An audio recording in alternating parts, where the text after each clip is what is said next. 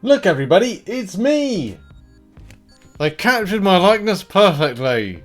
Yes, hello everybody, welcome back to the MCN for Monday. Make sure to like, subscribe and all those things, support the channel. We've got lots to go over this month. It's going to be an incredibly busy month and I'm really up for it and excited. One of the first things we're going to be talking about in the show today is a She-Hulk potential remodeling.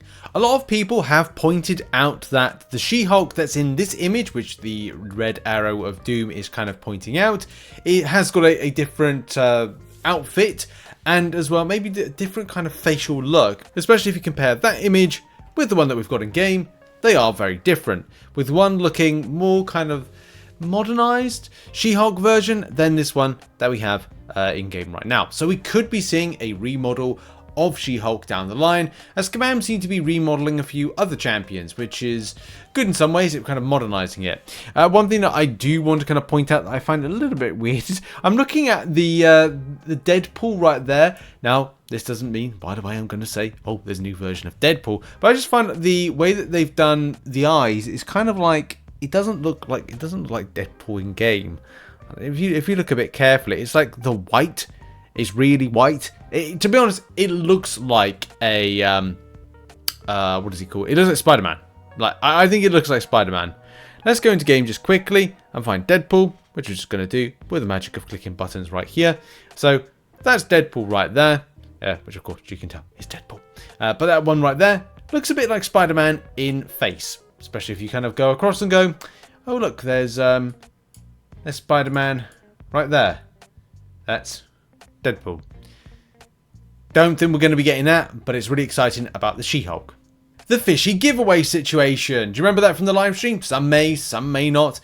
So as Dirty Dodds says, there was hundreds of people saying that the giveaway code wasn't working, myself included. Said the message was blocked by moderation settings and somehow there were still winners in the giveaway.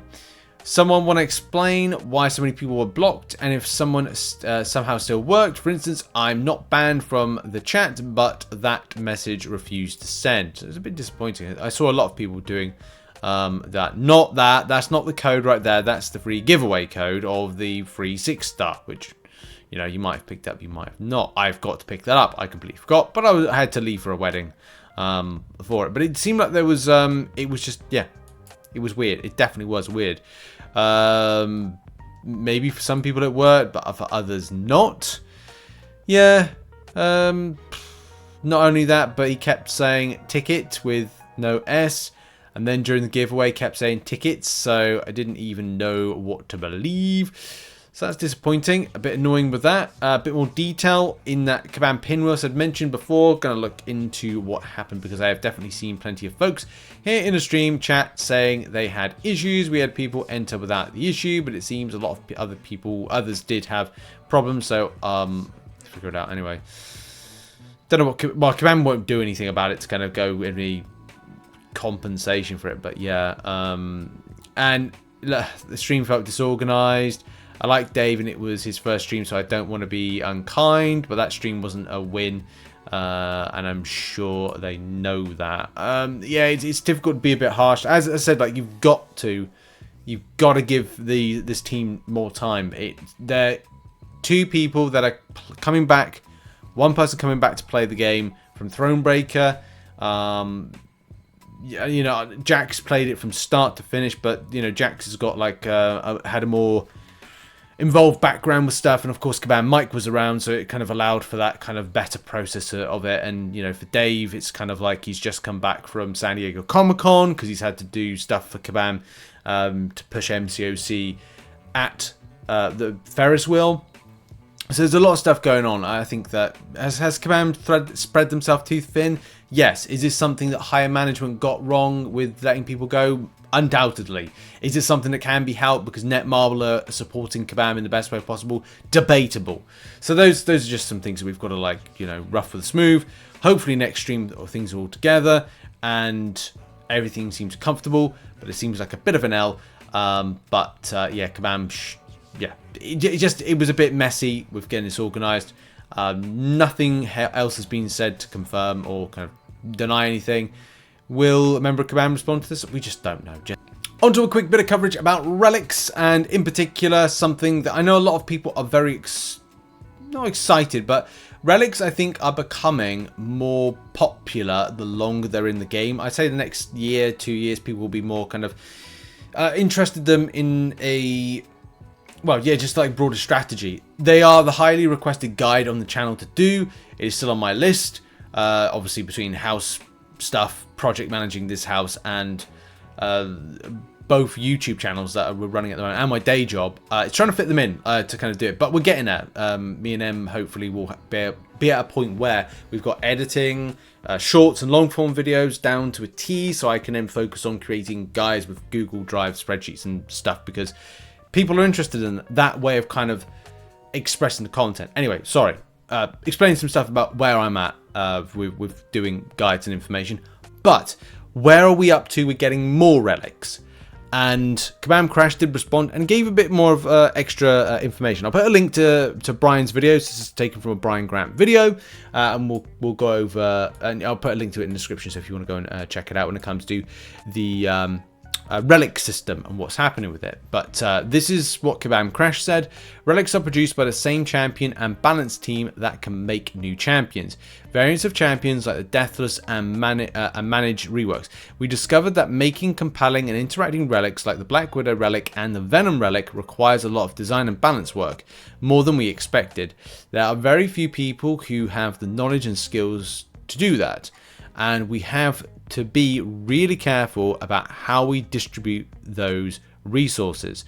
This year we decided to put those resources into other projects, like Deathless Champions and other initiative players don't know about yet, while we explore ways to make producing relics more sustainable for the team. We'll come back to a point that they just made a moment ago, which I think is really exciting for a tease. They aren't gone forever, but we still haven't exactly figured out what we want to do with them. The thing about investing into relics is that it takes away from improving other areas of the game. I think the popularity of relics is something of a slow burn. It's slow to ignite in interest for the player base. It's definitely for me, like, first time relics were put in, I was like, oh, I'm not really interested. But they are becoming more interesting, and of course they are still and will more than likely always be relevant. Having that extra striker can make stun immune situations. You can put a stun. It's kind of a weird hypocritical type element to MCOC. Hey, here's a node where it's stun immune for the enemy champion. Yeah, but I can stun him with a relic.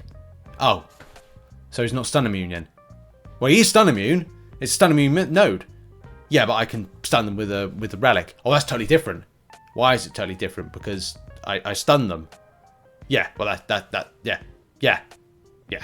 that's right. That's right. And it's kind of like, it's kind of funny in that regard. But it's still good, because sometimes nodes that are stun immune can still be frustrating, and it's nice to get that little kind of break and breather when you can't parry, to at least smack through with the enemy in certain things like Alliance Wars nodes. I think it's at one I do, I think it's at node 44, something like that, where you can't, it's stun immune. Anyway, the exciting thing about this is that they're not completely dead.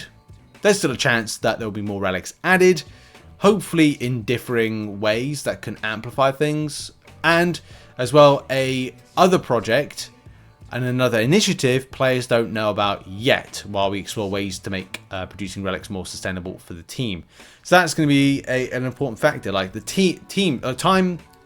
time being added in to create things that maybe a lot more players will benefit from than maybe people that aren't as interested in relics, because there are obviously people out there that aren't really interested in relics. So it's good that there's more initiatives, more new things coming in, more quality of life improvements, which we're starting to see in the future. And just things that are exciting. You know, those realm quests. Maybe they're talking about that realm quest thing, where, you know, everybody in the community is brought together to go, hey, we're all going to do like leveling up this week as a community. We've done a load of leveling up. We've got a load of amazing rewards similar to Road to the Crypt. And that's something that I would like to see more. Camaraderie. Doing videos and getting people around a cause, because that's the thing about uniting a player base, uniting a community, which we haven't had in such a long time and worked really well with Road to the Crypt. So anyway, that is that.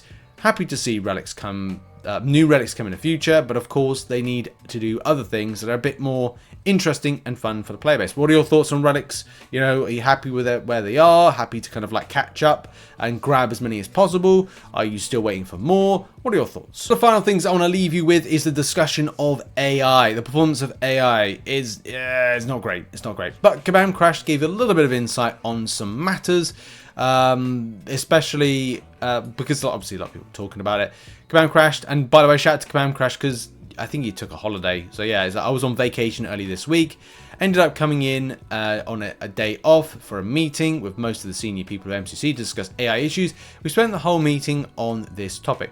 That's good. Like, he gave up his free time to come in and do stuff as well as vacation time. I think he's like a new dad as well, so it's kind of like it obviously sucks when this is the case, but this is the problem with MCOC. I think it's a regular kind of reoccurrence with that stuff.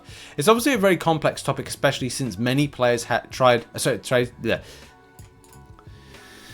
Now we're going to end. The big story is on AI issues. So Kabam Crash said, we absolutely care. I was on vacation earlier this week and ended up coming in on the day off for a meeting with most of the senior people at MCC to discuss AI issues. We spent the whole meeting on this one topic.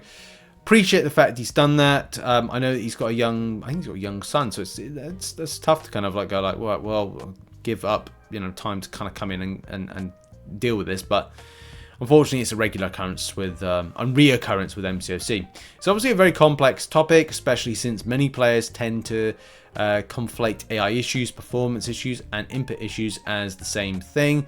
Not necessarily, because then we could fire back and say that all of this stuff is rooted as being animation issues, and if we're saying it's animation issues for each individual champion rather than specific champion because it's a broader amount of champions, then basically Kabam have to go and retool and do the animations again for all of the champions in game. So it's like we could throw it back in the opposite way that's not particularly fair in response, which from a developer perspective are all very different. Regardless, one of the things we really want to improve is the topic of communication. We know we have not met the needs of the community and are going to work to fix that. It's not going to happen right away, but expect to get more regular updates from us on these issues moving forward. Great. This is just basically, since Jax and Mike leaving, I feel has gone by the wayside, and I feel that when you know, if I'm making less kind of interest, if I'm covering less topics of bugs, and there's no answers to them, then at least it's better to go like, hey, you know, Kabam are working on this. Yeah, but Rich, what about this issue? We'll try and find out. Well, they're actually, I can't find any information of them working on the topic, and it's just great to have that kind of level of transparency, because it's a very complex game, and trying to get answers to questions is always very difficult as well. I can't share much more than that right now, but I can say I saw an internal update from the team responsible for this earlier today, and they're actively identifying and triaging issues. I love that word, triaging and staging. Those are my favorite words at the moment. I'm confident players will start to see progress on not just AI, but other performance input challenges, and we implement our plans for the rest of the year. That's good news. That is really good news. But we'll have to see what the future is. Also, yeah, he did say, you know, our streams are not and will never be about technical issues. They are promotional. However, it comes up tomorrow. Oh yeah, so it's just like, you know, if it got answered and it didn't really hang on, what? I've never shared that we said if you have watched all the oh yeah, so he's talked about revive farming. You know, that's it's kind of a moot point about what he's talking about just then. But good news that at least AI and performance issues are going to be addressed. You know, down the line. Hopefully it's more consistent, but unfortunately it will be a re-emerging situation of, hey, AI is not particularly great at the moment. We need to deal with it. Yeah. Just the usual thing, but you know, this is all about good news and positivity. We're trying to get a bit of positivity here in the community. It's been a rough couple of months, so you know, let's kind of carry on with a bit of positivity and all that stuff. Okay, just quickly ending the show with arena results for Leader and Shang-Chi. We're looking at about 301 mil, got position, 110 mil, got position 301, and then right at the top there, 185, 131 mil, position 185. So that's cool. Not as high as I thought. I did say there's a likelihood it could go 90 mil, and it looks like it probably had for leader. Shang-Chi, 73rd position, 24 mil, and 12.7 mil, 339. I can't remember if that was actually 100% correct or not, but yeah, crazy time if that's the case. And yeah, it could be like you put in even less than 20 mil, like maybe about 15 to 70, up at 70 mil just to be safe. With that, so yeah, my predictions for round 2 are 110 mil for leader 6-star, 36 mil for the 5-star, 70 mil for the 6-star, 12 mil for the 5-star. To be honest, most people are doing it for units nowadays when it comes to these arenas. I don't know if it's worth covering arena predictions and results in the future. I'll have to see, because it's just changing times really. But anyway, we do it consistently on a monthly basis. But yeah, thanks for watching. Check out some other content located on screen. See you in the next one. Have a lovely day and goodbye.